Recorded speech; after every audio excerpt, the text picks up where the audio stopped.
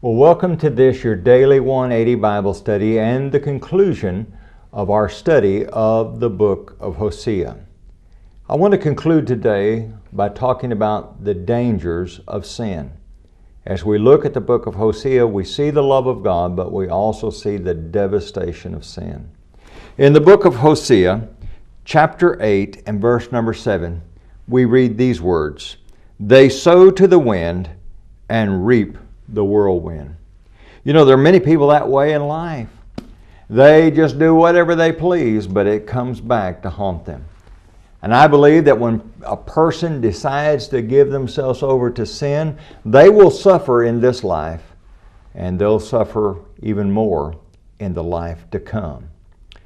You know, in the book of Galatians, chapter 6, beginning at verse number 7, we read these words about sowing and reaping. "Do not be deceived. God is not mocked. For whatever a man sows, that he will also reap.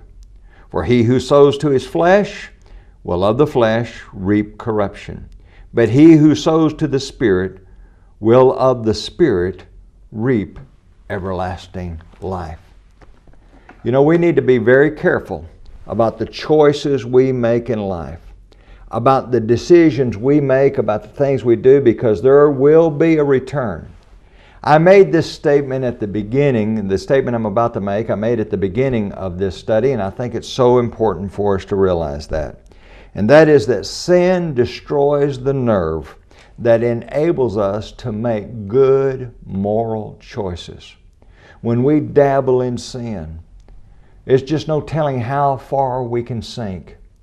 I know of people who have sunk to the depths of depravity that are just beyond our imagination.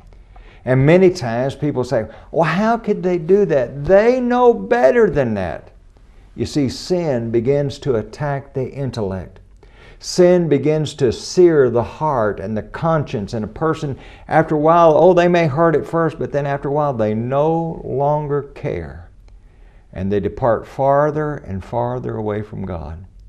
And so we need to make sure that we're always sowing that which is good and pure and holy and acceptable in the sight of God, that we never dabble with sin, and that we always remain faithful and submissive to the Lord. Join us again next week for your daily 180 Bible study.